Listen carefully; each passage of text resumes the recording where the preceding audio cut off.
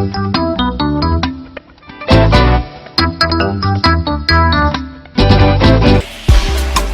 ti dé mo ní kẹfà mọ́ra. Ìfà ti dé mo ní kẹfà mọ́ra. Ìlera ti dé mo ní kẹfà mọ́ra. Ẹ̀mí gígùn lọ́sàn yà kò sóhun tó pọ̀ jù láti fi wá rà. Tó bá fẹ́ kára máa jí pépé. All over the world, access to affordable and quality healthcare services is a right of every citizen, irrespective of one's socio-economic status. The quality of life of an individual is determined by the state of health of such a fellow. This is what informs the popular saying that health is wealth. Acknowledgement of this indisputable fact brought about the establishment of Osun Health Insurance Scheme, OHIS, simply to give the residents of Osun State equitable access to quality healthcare devoid of any financial embarrassment. This offer is regardless of the socio-economic status of residents. The overall objectives of Osun Health Insurance Scheme includes ensuring that every resident of the state has easy access to effective, quality and affordable healthcare services, protecting families from the financial hardship of huge medical bills, containing the cost of healthcare services in order to attain efficiency. It also includes ensuring equitable distribution of healthcare costs across different income groups, maintaining high standards of healthcare delivery services within the health sector, ensuring efficiency in healthcare service delivery. The objective also aims at improving and harnessing private sector participation in the provision of healthcare services and ensuring adequate distribution of health facilities within the state. Various programs are designed by the leadership and stakeholders of Osun Health Insurance Agency to achieve the set goals of OHIS, as the scheme is fondly called by all. The programs embedded in Osun Health Insurance Scheme are many. They include formal sector social health insurance, informal sector social health insurance, organized private sector social health insurance scheme, and tertiary institutions social health insurance program. Enrollees under Osun Health Insurance Scheme are entitled to various juicy healthcare packages, among which are eye care, dental care, outpatient care, admissions, maternity, newborn and child care. We also provide for cesarean sections, management of uncomplicated chronic diseases such as hypertension, diabetes, asthma, and others. We provide access to HIV and tuberculosis testing services. We handle minor surgeries such as incisions, drainage, and appendicectomy. Fibroid operation and others are also included in the health benefit packages of Osun Health Insurance Scheme. Our patients have immediate access to accredited private and government hospitals in the state. Apart from the juicy healthcare packages being enjoyed by enrollees of Osun Health Insurance Scheme as a health insurance agency, we are committed to rendering medical assistance to the people with catastrophic medical conditions on equitable basis. The Executive Secretary of Osun Health Insurance Agency, Dr. Samuel Adeniyi Ogene, reiterates the commitment of the leadership and members of staff of Osun Health Insurance Agency to the core values of the agency, which rests solely on equity as the agency ensures equitable access of the residents of the state to effective quality and affordable healthcare services. OIS is a social health insurance scheme. Social health insurance is different from private health insurance. In social health insurance, everybody is treated the same way. So whether you are a vulnerable person, you are in the vulnerable program of OIS, or you are in the informal sector program, that is somebody that is self-employed, or you are in the formal sector program, the benefit package is the same. That same benefit package that is going to be given to me for the huge amount I pay as part of my own premium is the same benefit package that will go to a vulnerable person that does not have one kobo to pay. So it is the same benefit package. If they need surgery, we'll do surgery for them. They don't even pay 10% of the drug, because they are vulnerable people. They are indigent, vulnerable. They are poor and vulnerable. So they don't even pay. That is the social solidarity that social health insurance brings, which is different from private health insurance, where you pay your money and then you get whatever you want based on that. But this one, everybody contributes money and then people get service as they need. For those who have money, who are working, they pay a percentage. For those who are not working, who are poor, they are on the scheme, they don't pay anything, they get the treatment, the same treatment, free of charge. Tolulope Ajibade, who is the head of Osun Health Insurance Scheme at the State Hospital at Subiaro, Osogbo, has this to say on the equitable access of the enrollees, regardless of their socio-economic status. But for this place, it is equity. We get to treat everybody the same way, whether rich, poor, influential, non-influential. As long as you are our enrollee, we treat everyone like a VIP. We treat everyone like you are important. If we have, in this place, the work is quite overwhelming, but we are still coping. If I have to see 100 patients per day, you can interview any of my patients. I don't care whether you are the permanent secretary or you are the king of one place and all of that. I get to make everybody wait for their time.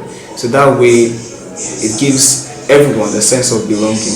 And since we have that name, it's a family name. So we treat everybody as important. We don't get to give somebody expensive drug because he knows the governor, or this other one because he doesn't know anybody. We give them the cheaper ones. No, we give what we believe everybody needs at that particular point in time, and that's what we practice in Ashubiara. I don't know for any other centers, but for here, that's what we do. We treat everybody as important as they are. Mr. Ajuade Taufik Mustafa, Mrs. Musliat Uyikola, and Mr. Muhyiddin Adeosun are among the enrollees under Osun Health Insurance Scheme at the State Hospital at Subiaro. The OHIS Osun Health Insurance Scheme program is a very laudable program. We have been expecting since all this day, because it's helped those unprivileged people. So there's nothing like a discrimination. When you come here, whether you are what to be or you are less privileged, we are receiving the equal treatment. So it's a very laudable program, and it's a program that I pray for the continuity. Because this program is very, very beneficiary to those who partake in that particular programs, which I like it so much. Actually, I've been enjoying it. Let me give you an instance now. The last time I came here was August last year. A truck that I was supposed to buy at the rate of 3,000, 4,000, I was just paid 150 naira, 300 naira.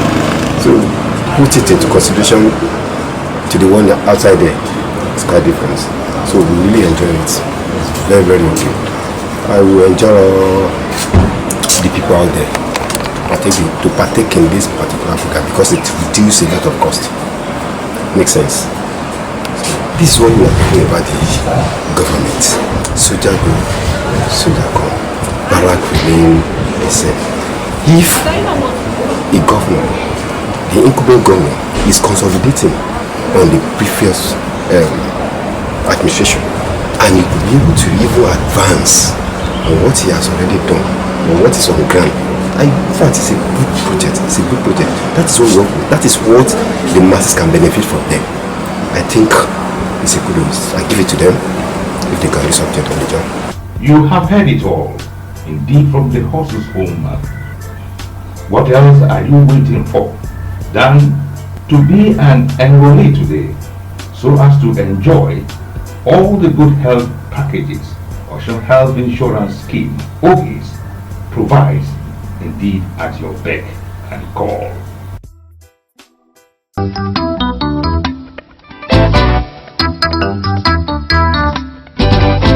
Fàmọ́ra ẹ̀mí gígùn lọ́sàn yà kò sóhun tó pọ̀ jù láti fi wá rà tó bá fẹ́ kára máa jí pépé. Níní àǹfààní sí ìlera tó rẹ̀ ògùnpá tó tún pegedé jẹ́ ẹ̀tọ́ ará ìlú láláì fi ipò tí ènìyàn wà láwùjọ ṣe gẹ́gẹ́ bí ìlànà ètò ìlera àgbáyé ti ṣe àgbékalẹ̀ rẹ̀, nítorí pé ipò ìlera tí ènìyàn wà ló máa ń sọ nípa ọrọ̀ ènìyàn. Bẹ́ẹ̀ lélẹ́yìí ti ṣe jẹ́ òṣùwọ̀n fún àwọn oríjorí, èyí náà ló ṣe òṣùwọ̀n fún àwọn àwùjọ lápapọ̀. Èyí kan náà ló ṣokùnfà tí àwọn ènìyàn ti ṣe máa ń sọ wípé ìlera lọ́rọ̀. Ìmọ̀rírì ọ̀rọ̀ tí kò ní àríyànjiyàn yìí kan náà ló ṣokùnfà ìdásílẹ̀ àjọ ajótòfò ìlera ìpínlẹ̀ Ọ̀ṣun, èyí tó tún fún gbogbo olùgbé ìpínlẹ̀ Ọ̀ṣun ní àǹfààní sí ètò ìlera tó péye tó sì dáàbò bo àwọn ènìyàn kúrò nínú ìtìjú ìfọ̀rọ̀ẹnisòfò lórí ìlera láláì fi ti ipò tí ènìyàn wà láwùjọ ṣe. Bó ṣe jẹ́ wípé àgbójúsùn ìdásílẹ̀ àjọ ajótòfò ìlera ìpínlẹ̀ Ọ̀ṣun ni láti rí wípé gbogbo olùgbé ìpínlẹ̀ Ọ̀ṣun ní àǹfààní sí ètò ìlera tó múnádóko pẹ̀lú ìrọ̀rùn. Onírúurú àgbékalẹ̀ ètò ní àjọ ajótòfò ìlera ìpínlẹ̀ Ọ̀ṣun ṣe fún àwọn olùkópa, ní èyí tí olùkópa pín sí ìpele 4. Ètò ìdójútòfò ìlera fún olùkópa tó jẹ́ òṣìṣẹ́ ìjọba, ètò ìdójútòfò ìlera fún àwọn olùkópa tí kìí ṣe òṣìṣẹ́ ìjọba, olùkópa tó jẹ́ aládàáni àti ètò ìdójútòfò ìlera fún akẹ́kọ̀ọ́ gboyè ní àwọn iléèwé ìkẹ́kọ̀ọ́ gboyè gbogbo, tí àwọn olùkópa sì ń jẹ mùdùnmúdùn onírúurú tí àjọ ajótòfò ìlera ti pèsè fún wọn lábẹ́ ètò náà láláì sojú ṣáájú fún ẹnikẹ́ni. Akọ̀wé àgbà fún àjọ ajótòfò ìlera ìpínlẹ̀ Ọ̀ṣun, Dókítà Samuel Adeniyi Ogini ṣàlàyé bó ti ṣe jẹ́ pé àwọn adarí àti àwọn òṣìṣẹ́ àjọ ajótòfò ìlera ti ṣe ní ìfijìn tí wọ́n ti ṣiṣẹ́ takuntakun láti rí pé gbogbo ìpínlẹ̀ Ọ̀ṣun ló ní àǹfààní sí ètò ìlera tó péye láláì sojú ṣáájú fún ẹnikẹ́ni. Àwa tá à ń sanwó tó jẹ́ gọbọi tí ó gbé nípa sálárì tá ń gbà àtàwọn tó jẹ́ wípé wọn ò sanwó rárá, àwọn tí wọn ò rọ́wọ́ níta fúrú àwọn tí gómìnà máa pín káàdì fún bàtà bá ń ṣe ayẹyẹ ọgọ́rùn-ún ọjọ́ wọn tí wọ́n ti gorí àléfà.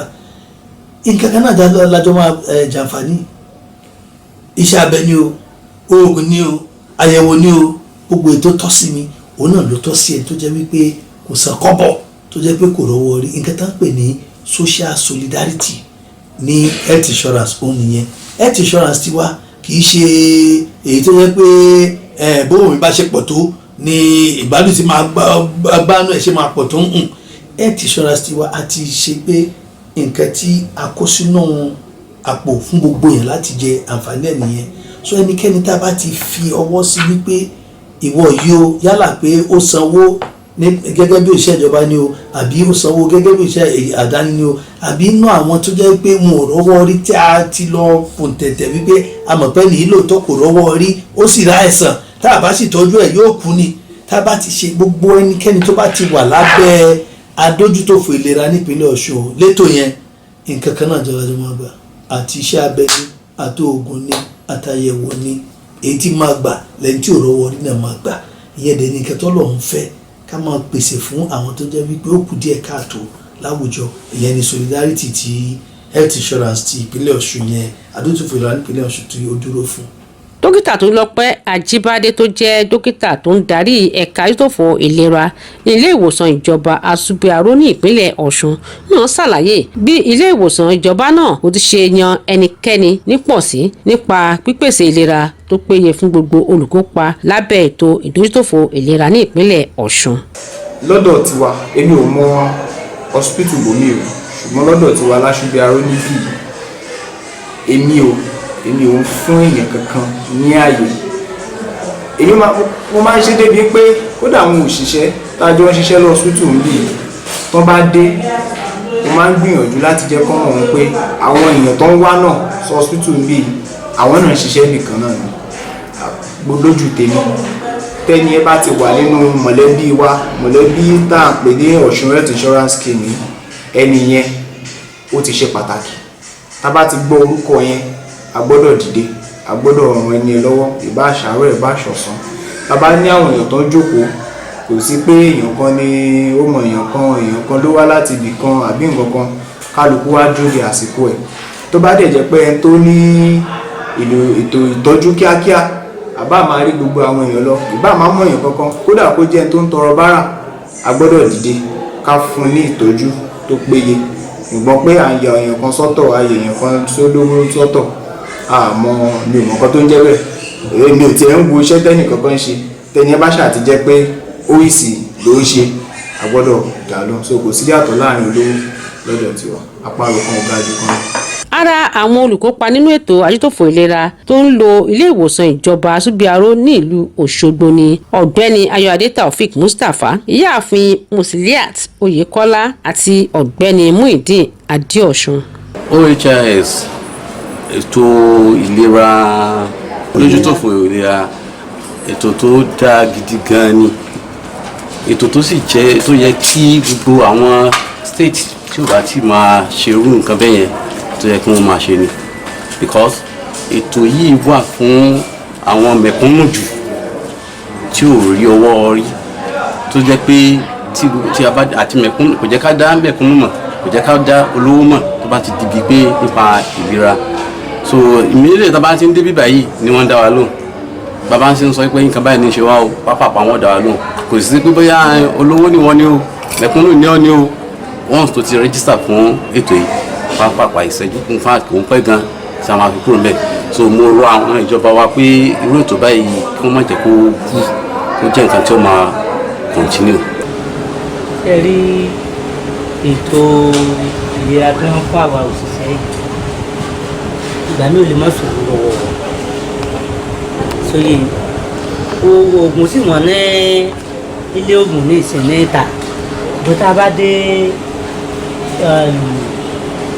hospital kábàdé hospital wọn á tíyẹn bá wọn ti yára hospital yìí pápápápápá ni wọn bá ti fún wọn ní káàdì tá a bá ti débẹ̀ pádẹ́ ẹ̀dá wa lóògùn orí yẹn nǹkan ní pọ̀sùn láti gbèrú tí ń lọ òun yẹn nìkan ní pọ̀sùn pápápá wọn ti dá wa lé ó sì fún wa lóògùn tó dáa ara rẹ̀ náà nì tí wọ́n ti tán 200 ẹ̀ wá wọn ní bí ọba parọ́ yóò pè é ẹlẹ́rìí wà ní ọ̀run 200 mọ́sán 250 mọ́sán tí ọba lọ relé ní ṣọ́ọ̀bù pẹ̀lú bí kàṣírí ṣé èèyàn lè relé ní 250 so oògùn bí wọ́n ti ń ṣe yẹn ó dáa gan-an ìgbà mi ò lè má ṣòwò lọ́wọ́ èèyàn tí wọ́n bá ti ra ní token amount lọ́wọ́ tó bá ti dé bíi bí pápá àpò bá ti na káàdì ẹ̀ bá wà pa àwọn adé lóhùn wọ́n á ti gbogbo ẹ̀ wọ́n bá dé ọ̀dọ̀ àwọn dókítà náà wọ́n á ti gbogbo ẹ̀ fínífíní wọ́n á béèrè àlàyé tí wọ́n á dẹ̀ farabalẹ̀ fún yàn tí yóò sì sọ gbogbo ohun tí bá ń ṣèyàn dẹ̀ sọ fún dókítà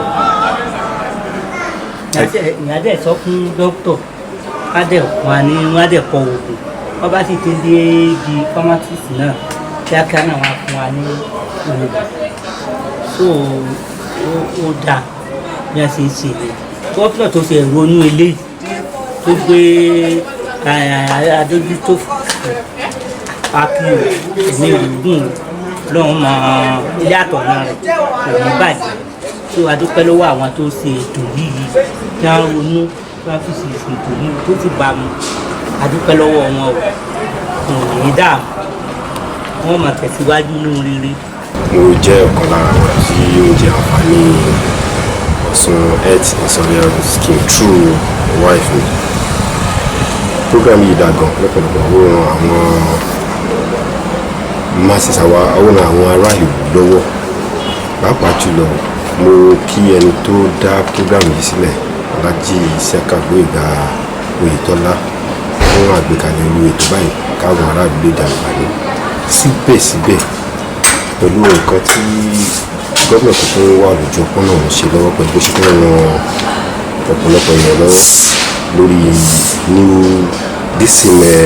program àwọn tí ò rọ́wọ́ ọrí in fact nǹkan tá a máa ń sọ nìyẹn ìjọba wọ́n máa ó dáa kí wọ́n máa dúró lórí tí kò ń ṣe pé tó bí ẹnìkan ṣe ti kúrò ńbẹ̀ kó wá pa ètò tó ti ṣe kó pàtì ohun tó bá ń dájú ní kán mọ lérí ètò tó wà ńlẹ̀ tí wọ́n bá lè ṣe ètò fún àwọn tí ó rọ́wọ́ ọrí báyìí tí wọ́n tẹ̀lé jẹ àǹfààní ẹ̀ àwọn tí ò rọ́wọ́ tí wọ́n tẹ̀lé jẹ àǹfààní dára lè jẹ àǹfààní ẹ̀ a máa gbé kúrò fún nǹkan tá a ní ìdátọ̀dọ̀ tó wà nìyẹn nǹkan tá a fẹ́ látọ̀dọ̀ tó wà nìyẹn ọ̀nà tí ara ń gbà dẹ ará ìlú òun ni nǹkan tá a fẹ́ látọ̀dọ̀ tó wà tó wọ́n dẹ̀ ti lè ṣe wọ́n máa yin wọ́n ní that is what we want nígbà pé pẹ̀lú ilé tọ́lẹ̀ ń ṣe yìí ọlọ́run àtúbọ̀ bá nìkan lọ́wọ́.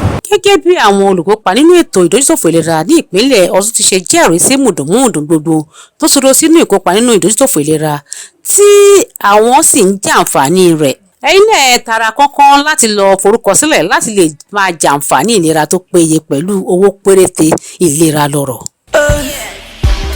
ayọ̀ ti dé mo ní kẹfà mọ́ra